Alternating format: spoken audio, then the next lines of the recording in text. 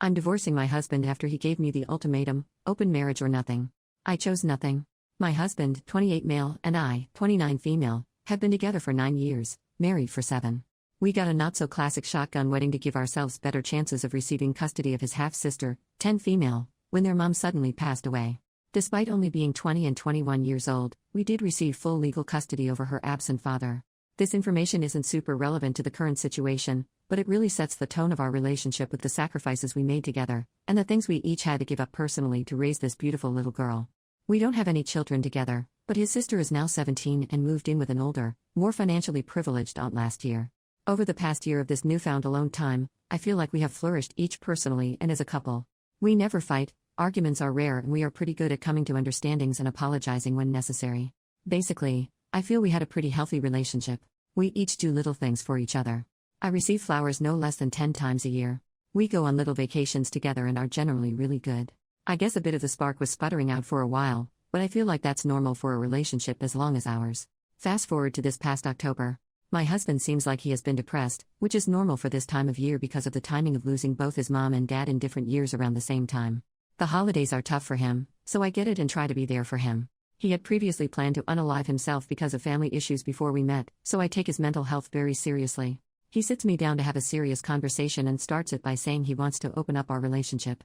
I felt my heart drop to my stomach but stayed silent and let him talk. He doesn't go into why, just jumps right into rules and explains how he wants me to find someone first before he starts looking for someone himself. When I asked him why, he couldn't explain it and fumbled his words. I asked him if he already had someone in mind for himself, and of course he denies it.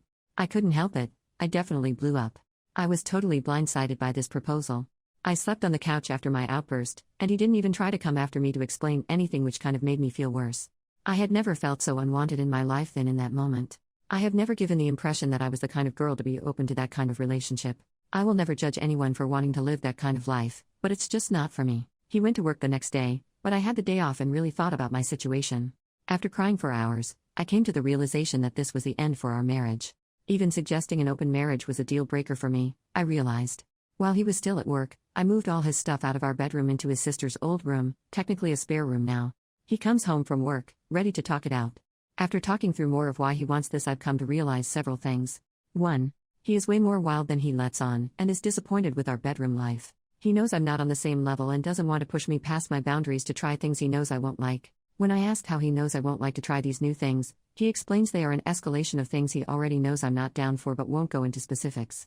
He also is unhappy with how infrequently we make love but has never really put in the effort to change anything regarding it. Just complained over and expected me to just be ready to do the deed any minute of the day. 2. He feels we have nothing in common now that his sister is gone. For context, he is more of the outdoorsy type, whereas I like to stay inside and read or play video games. I do venture out once in a while to do things he likes together and do genuinely enjoy them myself when I go, like kayaking and skiing. I do understand that it isn't as often as he would like though. 3. Because we got married so young, there are a lot of things neither of us really got to experience or try, mostly intimately. He is mourning the loss of his young 20s and never getting to sleep around and explore his fantasies. 4. Part of the rules he explained was that we wouldn't technically be sleeping around with whoever we wanted. He called it an open marriage but described it more as polyamory, where we would each have a boyfriend or girlfriend of our own that we went on dates and did things together. Someone we were each allowed to love and be with intimately. An emotional connection was pivotal for him, which broke my heart to pieces. During our talk, I told him I would never be able to look at him the same. I would never be enough for him, and he was basically trying to get a pass for guilt-free cheating in my eyes. I told him it sounded like he wanted to be with someone else without ever leaving the comfort of his marriage. Knowing he could date around and not worrying if those relationships would fail because he could just come home to me. He tried denying these things, saying he wanted to explore himself intimately but didn't want to lose me in the process. He tried getting me to agree to marriage counseling to talk about the open marriage concept. I told him just proposing an open marriage was grounds for divorce for me, and I wasn't willing to go to a counselor for them to gang up on me to try to bully me into trying it. I know in reality that never would have happened, but emotions were high in the moment. Because I told him I could never see him the same and how badly this crushed any self-confidence I may have had, he doubled down. He said if we go back into a relationship and pretend this never happened, then he would end up cheating on me. For him, it was open marriage or nothing. I chose nothing. Divorce papers were filed exactly 1 week later. He was very hurt, angry, that I could jump right to divorce and kick him out of our bedroom so fast. But I refused to be a second choice or have to fight for his attention. I can't believe he is okay with the idea of another person being inside of me. He is willing to just give me up to explore his options? I can't believe I wasted so much of my time with him. helping him heal his family and raise his sister. I feel completely used. Did I overreact? Should I have waited longer before filing for divorce? Should I have just gone to marriage counseling, or was my gut instinct correct about the marriage being over? I still love and care about him, but my brain is screaming to be logical. We still live together while we are trying to figure out how to split everything, but now he is being super toxic and petty, saying hurtful things and then begging for personal details about my life. I need to get out of this house. How do I cope with these complicated feelings? Update 2 months later. Hello, all. I wanted to say thank you all for the support. As for the update, where do I even start? It has been over the required 90 days since initially filing for divorce before it can be deemed official. I'm going to the courthouse tomorrow to file the remaining paperwork. We had an easy, uncontested divorce. We agreed on how to split things with pretty much everything, and he didn't even give me a hard time about taking our 2 cats that are quite attached to me. He was always the spare human. I bought a small home for myself and said 2 cats and moved a few days ago. I won't lie, this whole process was very tough for me emotionally.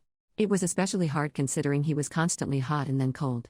He would jump from name-calling and trying to control who came over to our house to finding reasons to call me on the phone all day and joking around with me like nothing was wrong. I feel like I have emotional whiplash from the last 3 months of living with him while looking for a new place to live. At one point, he came home to see me eating a meal I just cooked during a break from packing. It was pretty disorganized, but I was in the middle of doing multiple things at the same time. He saw the mess and started yelling at me for it and throwing my things around the kitchen. Another day, he texted me asking me why I wasn't interested in where he had been spending his days off and later sheepishly asking if he would drop the open marriage demand. Would I ever consider trying again? Of course, I told him we were way past that, considering the multiple times he promised he would cheat on me if we didn't open the marriage. Also, I did get STD tested and came back clean as a whistle. I don't think he was already cheating. But he is damned embarrassed about this whole thing. He wants me to tell people he cheated on me when they ask why we are getting divorced instead of telling the truth of the matter. I'm still not sure what the correct course of action is for that. He was made aware in advance that after I moved and the divorce was finalized, I would be going no contact. I did all the legwork to make this happen, including getting all divorce paperwork and 2023 taxes filed, separating all bills and bank accounts, hiding the address to my new home, blocked him on all social media, and I will even be changing my phone number once everything is finalized. He feels that me going no contact is vindictive. No matter what he has said and done to hurt me, I still have a lot of love for this man. He doesn't deserve it, I know. But that is exactly why I need to go no contact. It's for my own peace and to maintain some semblance of self-respect. I can't tell him that because I don't want to give him, or myself to be honest, any false hope that we could work things out. I have no plans to be with anyone else in the near or distant future. I just want to work on building my confidence and get in a healthier mindset. I haven't gotten to counseling yet like many have suggested. I was in survival mode for the last 3 months so I could get out of that hellish situation. Now that I'm in my new house and getting unpacked, I'm sure I will be able to relax enough to start feeling better soon. And if I don't, I have every intention of seeking professional help. I have a huge support network between friends and family. Our shared friends were all on my side as well. Not that there is a true right or wrong in a situation like this, but one of his best friends telling him this was the biggest mistake of his life was incredibly validating. The only thing I regret from my relationship with him is staying as long as I did despite all the red flags I ignored throughout the years. I went into detail on some of them in the comments of the original post. All I know is that I'm feeling a mix of relief and grief. I just need some time to allow myself to heal. Out of our many conversations, he told me that 99% of open marriages fail because they were open for failing marriages, and that since we had a great relationship, we would have been fine. I tried explaining to him that I learned, from some of you guys, that what he suggested was not an open marriage, but it was parallel to polyamory and it was the most difficult form of polyamory to achieve. He didn't care and was only focused on convincing me to work it out with him. For me, there is nothing to work out. He wants to be with someone else and to fall in love again.